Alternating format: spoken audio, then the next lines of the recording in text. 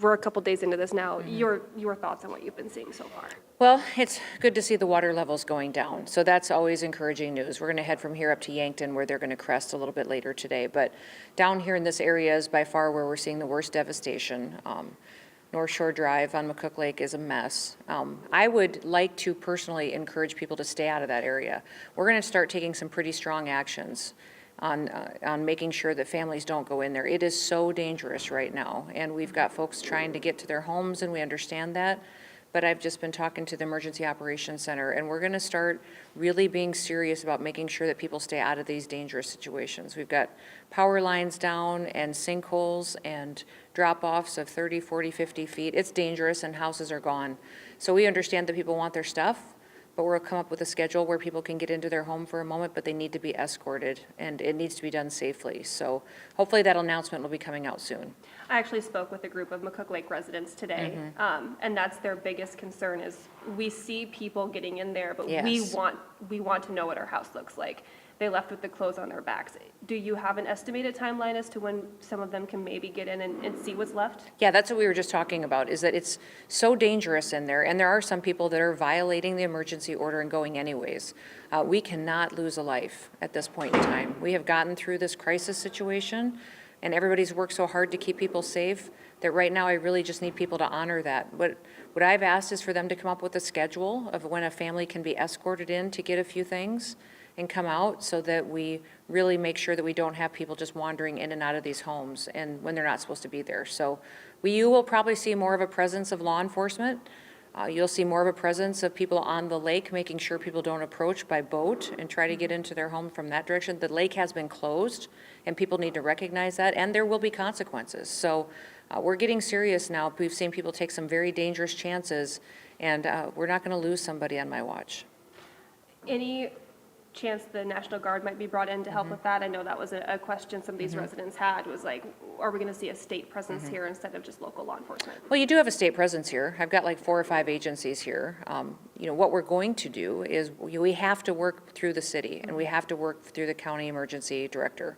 That is the process that we have to work through. So the state comes in a supportive role. We have highway patrol officers that are here. Game Fish and Parks has been here rescuing people that have been driving around barricades and doing dangerous things. We will probably see a stronger presence because I think the city council and the locals are finding it difficult to get people to listen to them. But that's why I think we need to show a little respect to these people that have been through some very hard times. We know you want your stuff. We know you want to get into your home. We've had communities that have gone through this before. We'll come up with a schedule, you can do that, but please don't put yourself at danger or your family, because when you do that, then that risks those emergency responders' lives too, because they have to come in and get you and find you. And we've got trees that are collapsing, we've got debris stuck in trees that could fall on you, we've got open exposed pipes.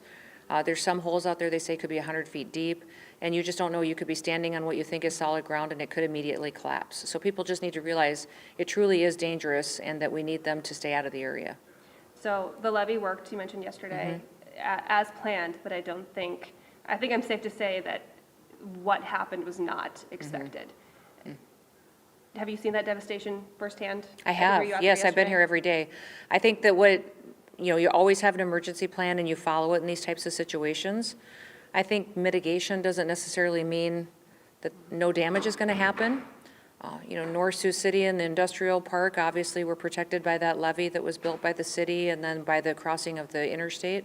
But we did see significant damage at McCook Lake, and so that's the area we're focused on really helping right now, those people who've lost the most, and we're going to do all we can to be helpful.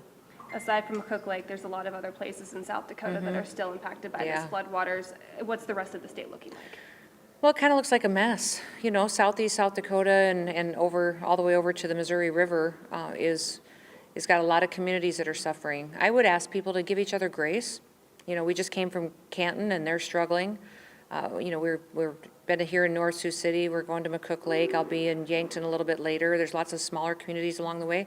Most people aren't even talking about the farmers that were devastated. They've lost their crops, they've lost their soil, they've lost their homes. So I think that, we just need to understand that there's a lot of needs right now, and we've done this before, but this is hard, and it's going to be something we're going to have to get through together.